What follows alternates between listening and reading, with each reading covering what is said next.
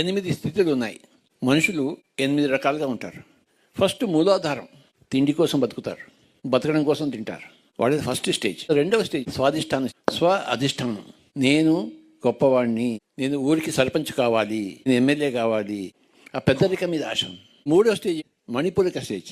మణిపూరకం అంటే ఏంటి? పైన మణి ఉంటుంది, లోపల డొల్ల ఉంటుంది. వీళ్ళు పండితులు, అంటే మణిపూరకం. మాటలు బాగున్నాయి కానీ చేతులు బాగాలేవు.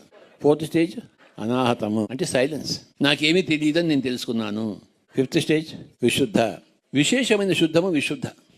లోపల కూడా శుద్ధము. వీడు ధ్యాన సాధన మొదలుపెట్టాడు. ఆరవ స్టేజ్ ఆజ్ఞ. నువ్వు లోపల నుంచి శుద్ధం అయిపోయిన తర్వాత నీ నోటిలో మాటే ఆజ్ఞ అవుతుంది అందరికీ.